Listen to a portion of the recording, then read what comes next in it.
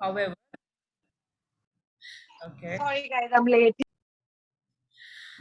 However, uh, if when it comes to the antisocial personality disorders or children with such qualities, uh, you know, irrespective of the biological parent or the adopted parent, the child will exhibit the traits.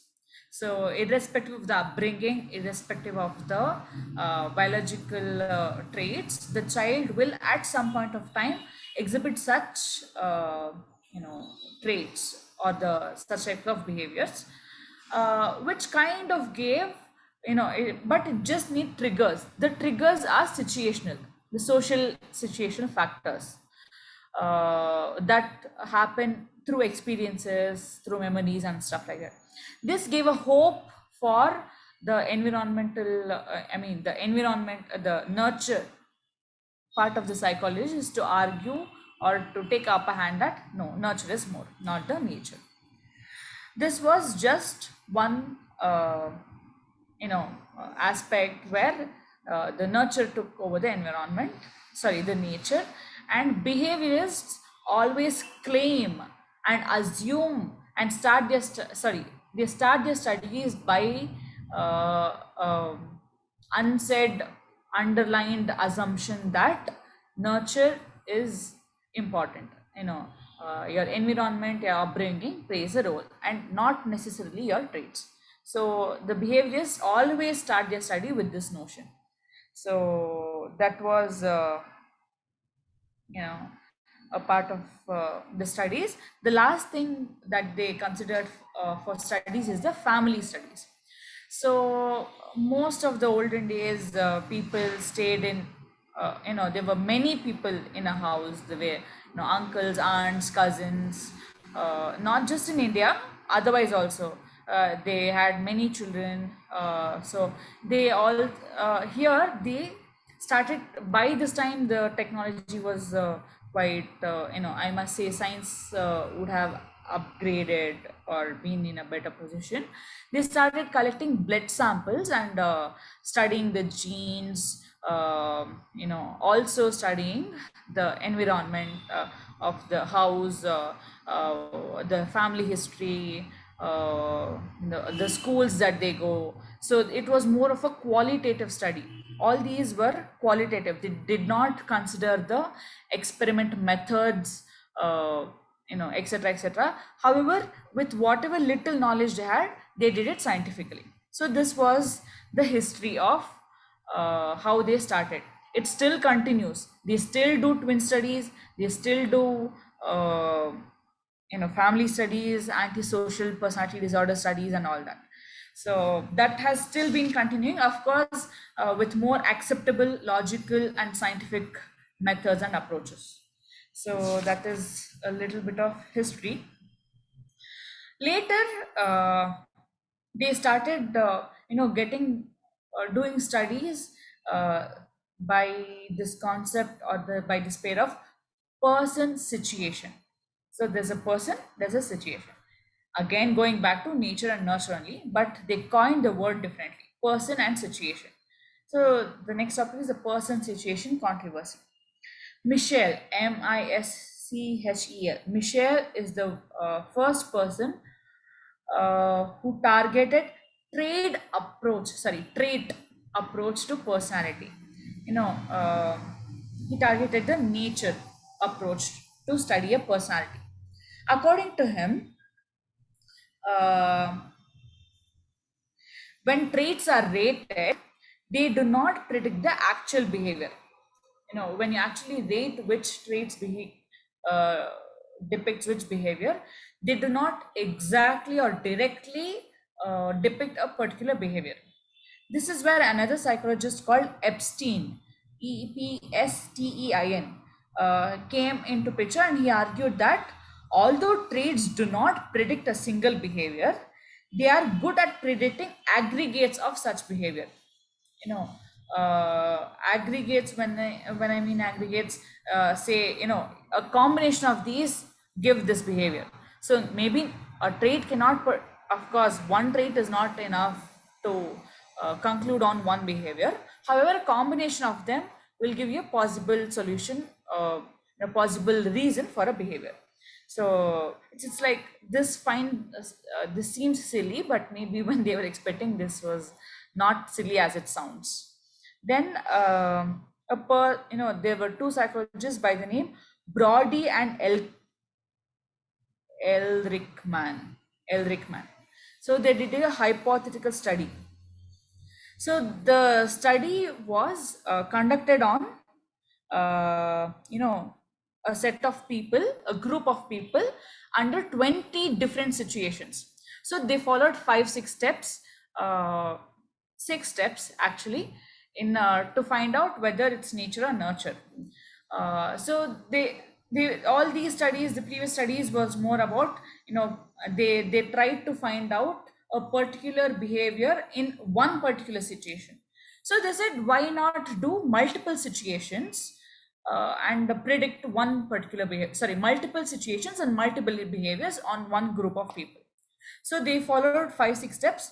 The steps are quite jumbled up and not so clear in the textbook. However, the summary of the steps are like this. They find a group of people. They assess same behavior uh, for every situation, for every individual. One behavior across all individuals, across all situations, individually, separately. Then they do a combination of behaviors across all situations for all individuals differently. Then they do a combination of situations and a combination of behaviors for all individuals and for all situations separately. Then they do a group, then they generalize something across all the individuals of that particular group across all different 20 situations. So they do this, they do a combination of behavior, situation, individuals, group, and all this, and they follow 6 steps. The conclusion was that it was an extended version of the nurture and the nature component only. They agreed after this experiment. They Many of the psychologists agreed that situation has a upper hand. Situation or the personality traits, sorry, situations are a better predictions of people's behavior. So this is what they agreed.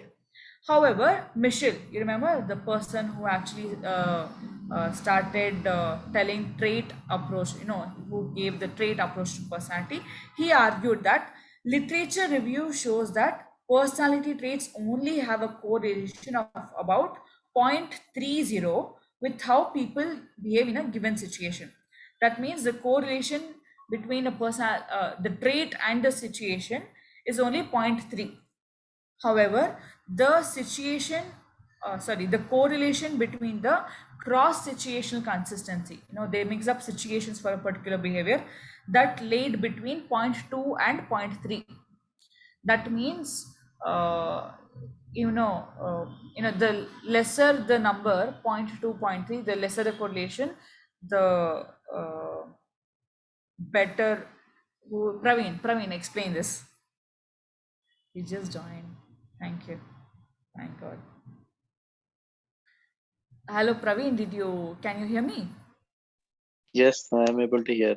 Okay. There is the psychologist who says the cross situational consistency of a behavior is 0.2 to 0.3. That is the correlation. Anyway, Okay. okay, what does that imply? We were talking about nature versus nurture debate, and there were studies conducted. Point two to point two to point three is a very weak correlation. That means it is almost not correlated, and also it is a positive correlation. What it means is, if one increases, the other also increase. If Huh, one decrease, okay. the other also decrease. Okay. So taking this aspect, cross situational consistency, that means if the situation triggers, then the traits appear. So concluding that situations rather than personality traits are better predictors of behavior. So situation is upper hand. It was just a confirming factor after this experiment. So now they started considering personality, behavior, and traits as three different aspects. By when they mean personality, they are somehow referring to the traits only from here, because remember the first chapter we had a lot of physical and mental factors to consider while studying a particular personality. So later on, instead of calling traits, they started calling personality itself, the traits as personality. Okay, then the studies continued, uh, you know, to become more controversial, and there's something called behavioral consistency controversy. So they said we are just analyzing behaviors across different situations, different people, etc., etc. But is this consistent? Is this behavior that they're exhibiting, is this consistent across all situations, or are they exhibiting a same? Just is it consistent? Are they repeating that behavior pattern? So here, people, they took a classic study of honesty among children. So how do children exhibit honesty in a particular situation? So they were there were two psychologists by name Harshon and May. So they put children into an environment where they were given an opportunity to cheat, assuming, or without, the children were made to feel that their cheating is not observed, their cheating is not noted, and they can cheat. They were put in such situations and they were observed. Even here, there were children who kind of did not exhibit either of the extremes, honesty or dishonesty. So it depending on the situations, depending on factors like who is around, are there other children around, or is it only me, something like that. Here also they could not exactly find nature or nurture. So children exhibited varied combinations of both honesty and dishonesty, and a combination of both at times. So this was again maybe a point experiment of mutual understanding, both have equal role to play. And this was, why did they do this, is it consistent, are they consistent in exhibiting honesty or dishonesty in varied situations, when controlled or when observed or when not observed. So are they consistent? To check the consistency of their honesty or dishonesty behavior, they did this experiment. However, they found that it was not consistent. Then Michel comes back again and he tells, to note the consistency of a behavior, the past reinforcement done on that particular behavior matters. So you must consider the aspect of past reinforcement of a particular behavior before studying that. So he gives a disclaimer. Okay, if you're studying this, then consider the past reinforcement done on a particular behavior. Then everything goes back, and people kind of psychologists have now come to find that enough of all this, let's come to a mutual understanding, let's take this interactionist approach. So what is interactionist approach again? Both nature and nurture have are dependent on each other, and a particular behavior should be analyzed with a combination of these two aspects, on these two factors. So that is the interactionist approach. And it started from psychologists called Magnuson and Endler. So Endler ended the confusion of nature versus nurture, and they started an interactionist approach. This was a long history of nature and nurture. Let's go to interactionist approach. Interactionist approach also has a debate. Now the debate goes back to situation versus person debate. Now when they consider person, they are considering both the nature and the nurture factor, but a combination is considered, and not just the trait or situation per se. However, that whole thing was a situation. They still took situation as a separate variable and a person as a combination of situation plus traits variable. So this is the next approach. Here, they noted that the self monitors, the people who analyze or are more self aware, are less consistent across different situations. They're aware of their strengths and weaknesses, and they're more adaptable, because they self monitor. They quickly adapt or change according to different situations, because of which their behavior was less consistent. They did not exhibit the consistent behavior across all situations. Now, here is a very, very interesting experiment done by Stanley Milgram. So, this was again for the obedience factor, not the honesty. This was against the obedience factor. The experiment is very interesting, very catchy. This was this is an experiment where a shock generator was kept, and 40 people, 40 male, all 40 were males, okay, were taken as subjects and asked, was asked to, they were told that this is experiment regarding memory and learning, but they were assessing something else. Okay.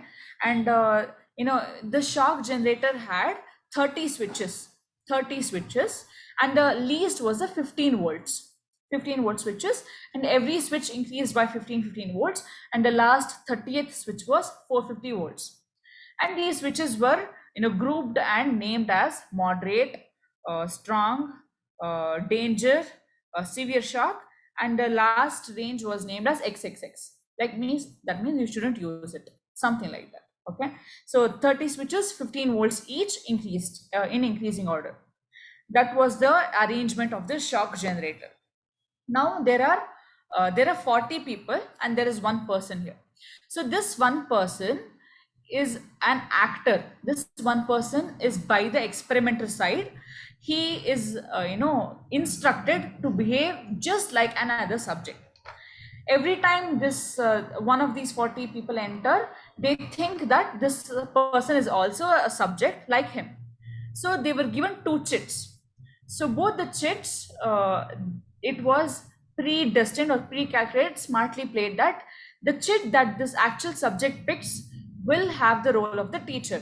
So they, remember, they were told that they are playing a memory and learning game, a learning experiment, and not something of regarding obedience or something.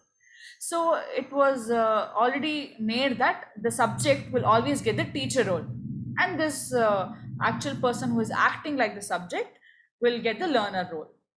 Now, this teacher gets a pair of words. What is that?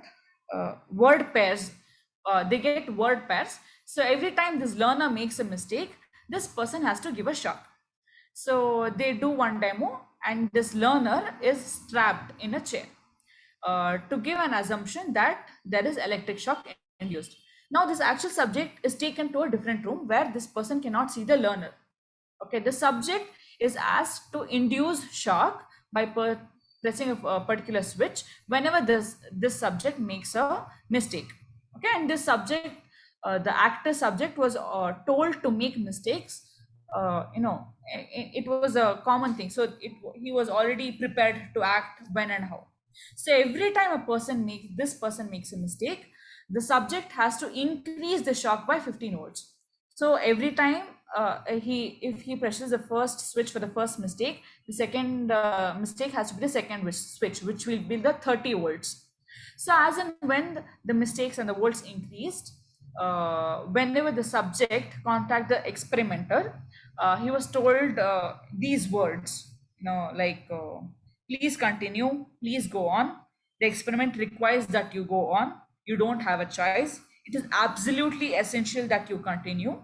Something like this. You must go on.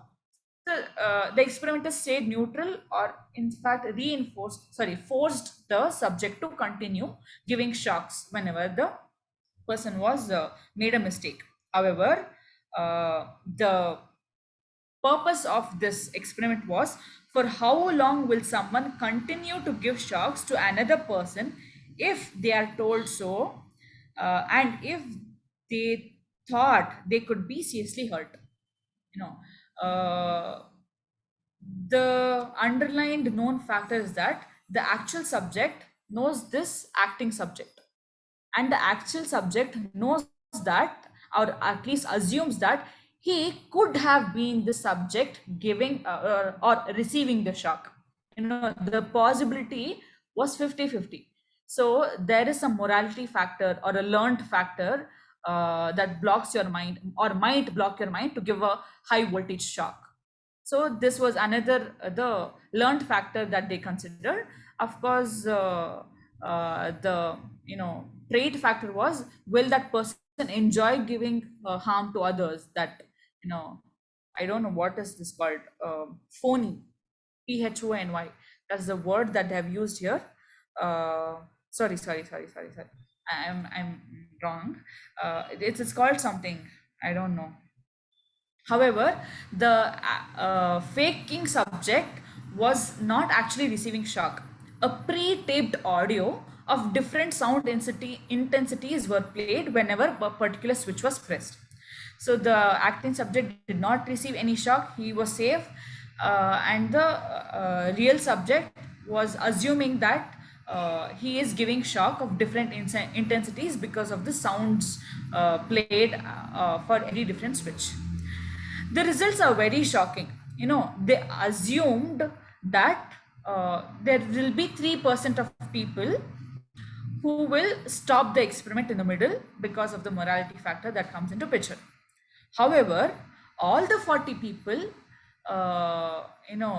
completed the task means they tried their maximum to give shocks and they followed the instructions, out of which 25 people reached the maximum level. The maximum shock that they could give was 375 volts.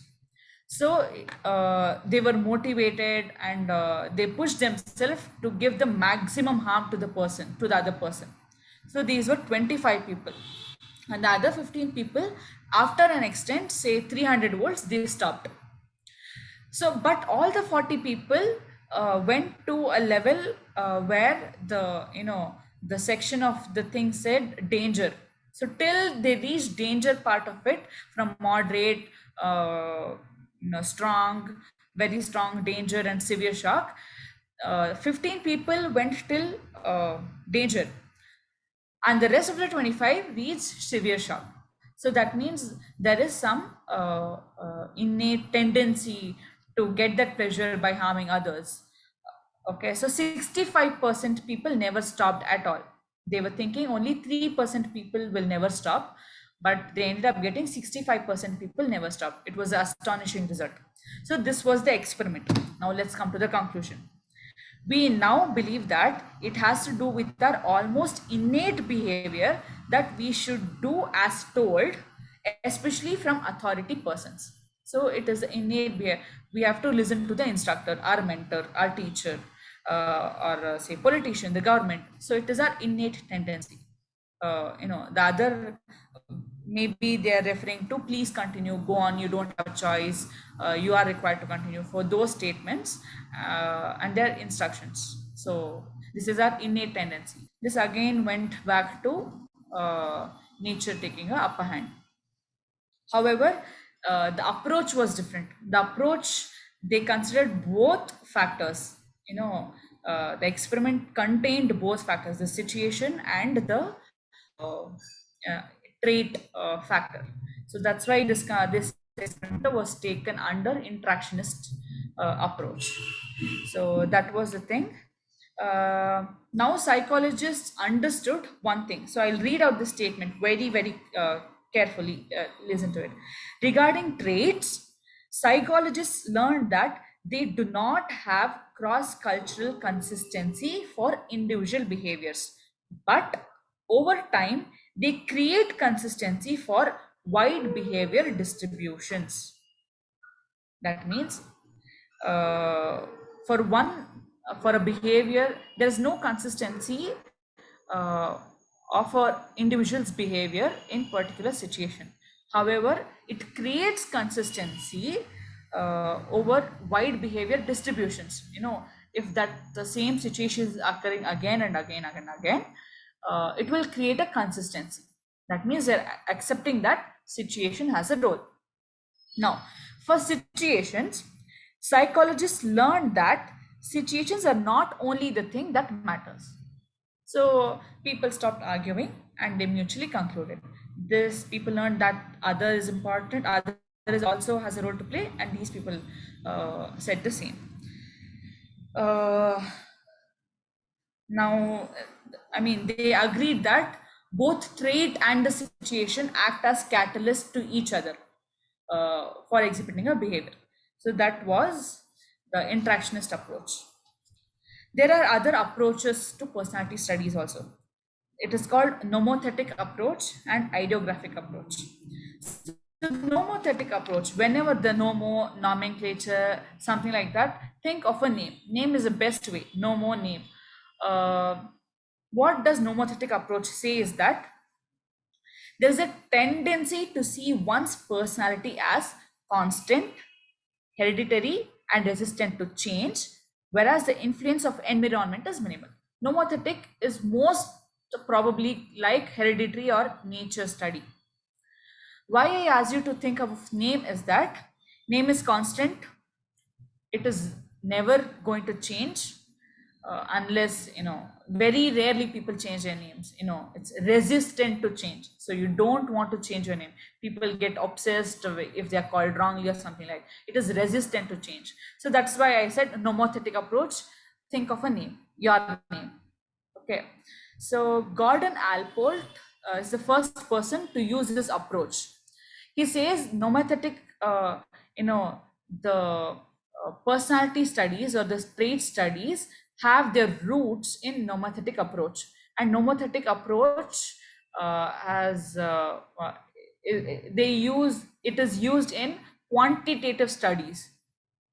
So Gordon Allport has a major contribution, and he is the first person to use nomothetic approach for his studies. Say even the self-report inventories or anything. So nomothetic approach was used by Gordon Allport, a quantitative approach, approach which is involved or incorporated in quantitative studies. Then he says the traits are real, and they are used to primarily describe people's behavior. Traits are the primary description factors for people's behavior. So going further, for ideographic approach, here they study each individual differently. At least they study some traits across different set of people in nomothetic approach. In ideographic approach, they study each individual differently.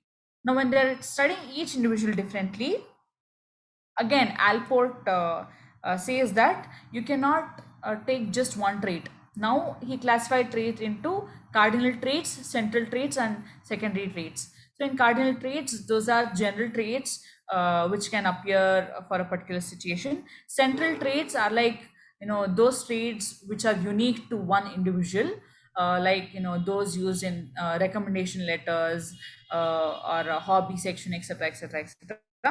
And secondary dispositions are a combination of cardinal central traits that used in a particular behavior. Am I right for the secondary dispositions? I could be wrong. I didn't attend last two classes, however. So a unique combination of these three traits. So the traits are put into these three factors: cardinal, central, and secondary dispositions. A different combination of these depicts a person's behavior. That's why Allport says each individual has to be studied differently, for a prolonged period of time, or as a combination of these three traits. So the methods employed in these two things are different. So to conclude, nomothetic approach is are used in mostly quantitative studies. the methods like experiments. Nomothetic approach uses experiments, correlations, psychometric tests, something like that. And ideographic approach is more of qualitative types. They are used in interviews, case studies, observations, and all that. So this was the nomothetic and the ideographic approach. Moving forward, Prahash will take on cross-cultural issues, and there are just three more topics, small topics. Over to you, Prahash. Prahash, hello. Hi. Hello. Sorry. Okay. Thank you. I kind of forgot what I was supposed to take. Yes, 4.6 cross-cultural issues. Okay. So small portion. There's nothing much in it. Just a continuation of the discussions that happened about the personality traits so far, about how much a culture has influence on a person's traits. So is it like a specific culture, people from a specific culture will have a specific trait? Again, we all know that it is true to some degree, but is it big enough a degree so that it defines a person as such? Definitely no. So again, there has been discussions around those two aspects, whether culture has, just like nature, culture has such a immense power on someone's traits. That's about the cross-cultural issues. We can easily say that someone from, let's say, US might be like very open-minded because the culture is like that. Not necessarily true. You can also find people from the same culture but with very narrow mindsets. So again, it can be used for generalization, but it might not be true for all people. Next topic is five-factor model. It came out somewhere in the late 80s and starting of 90s. McRae and Costa. So those two people came up with this the approach of personality definition of a person using the canoe model, the canoe or the oceans model, CANOE or OCEAN, whichever way you jumble the words. So each of the letters in oceans basically represents one particular trait. What they did is kind of a Alport kind of a study, like the lexical analysis. They took a lot of adjectives and boiled them down to the minimal elements, almost like the let's say the primary colors kind of concept for personality. So they reached five of these traits, basic traits, and they kind of figured out that all the other traits can be explained in terms of a particular combination of these five. Those are, I'll go with oceans for now. There are multiple ways of remembering it. Oceans is what we have in the book. O stand for openness. C for conscientiousness, not consciousness, conscientiousness. Openness is easy to understand, how open you are to things that you have not been exposed to, something new. Conscientiousness is something like how bad you feel if you had something to do and you did not do it. You postpone, procrastinate, and think how serious are you about duties that you have to do in your life, and how much you value those things. OC E is extraversion. Extroversion and introversion, that is common, you guys know about it. How extrovert you are, that's the E parameter. OCEAN. A is agreeableness and N is the negative one, neuroticism. So OCEAN. A is agreeableness, which means in a conflict. If you're in a conflict situation, how likely are you to try to avoid the conflict, or how much do you enjoy being in conflict, or you are driven by it? And N is how much you are susceptible to be affected and display negative emotions, like you get stressed a lot, you get painful memories, you get depressed and things like that. So those are the five let's say, primary colors of human traits. That is the Oceans model. And then we also have a little study about across cultures. So how I told you it was reached by lexical analysis of all the adjectives present in the dictionary or things like that. But it was also cross-verified by taking self-reports from so many people, thousands of people across cultures and across geographies. So that's, let's say, in the current psychology, this is probably the most proven and most reliable, considered to be reliable model of personality. But again, it has its faults and it has its demerits. Some cultures have seen some of the traits, N and O, particularly disappear. For example, if you talk about Tibetan, monks, you might not really find people with neuroticism at all. They might be like living in a place where the N factor is completely missing. There are cultures like that. O is also been shown to be missing, like openness, in very fanatic cultures. So openness is absolutely missing. It's not to be seen at all, even for a measurement, something like that. So it's generalized sufficiently enough. All the numbers are way beyond chance. But in some cultures, at least, it's found that ocean theory does not hold 100% true. But as a general best way of assessing personality, that is the best bet we currently have. Then the last topic of this is the issues relating to theoretical models. There are a few of them. Again, it's easy to understand. One is free will versus determinism. So is a person's actions, which again, from as per behavioral perspective, actions defines the person or his ways of his traits. Is it decided by free will or is it determined already, predestined? That's one, free will versus determinism.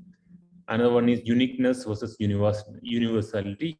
It implies that whether a person is unique in his ways or is it driven by kind of a universal behavior. For example, if you are hungry, are you willing to harm someone else to get food?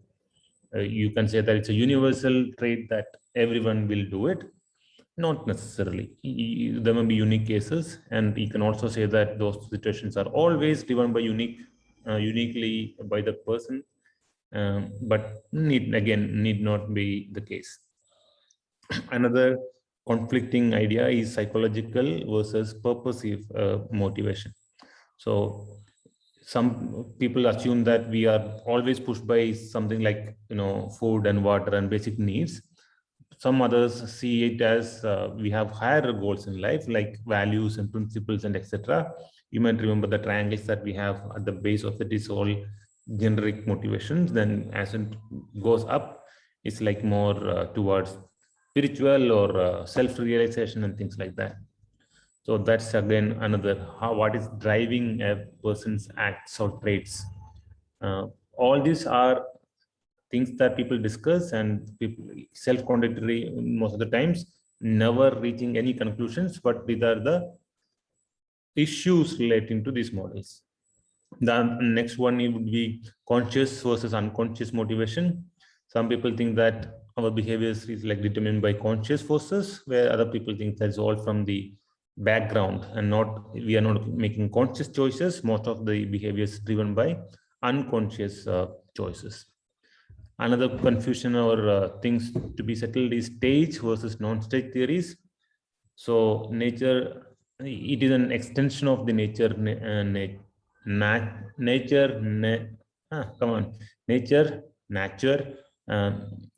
issue.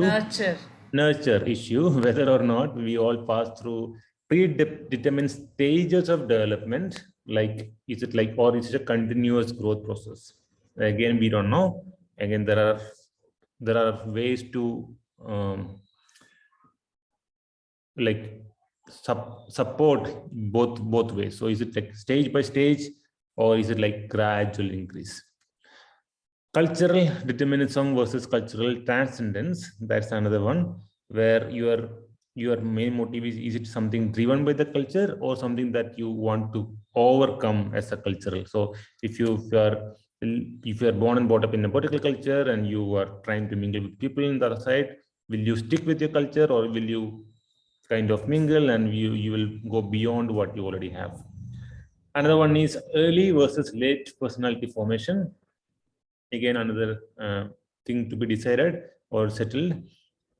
It deals with our personality characteristics are established in early childhood, which many people believe that by the time of you are 5 or 6, your personality is almost fixed, which is probably the case in many of the aspects, but might not be for the entire personality. Or is it flexible enough? The personality in again goes late in the development. Another one, the last one, is optimism versus pessimism. So is it basically, are we all good people trying to benefit each other and help each other, or are we pessimistic people and trying to be the best or whatever and ready to harm other people for our own benefit? So these are the kind of two ways of looking at it, and nobody can ever decide one way over the other. But for all these studies or thought processes, they always play a vital role in the argument process. That sums up our entire chapter. If anybody has any questions, please ask Soundarya. Anybody?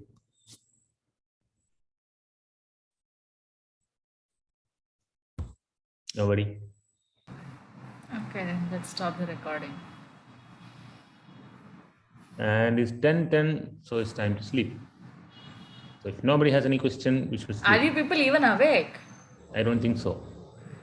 It's still recording, I guess. We need to Hey, stop. Ritika.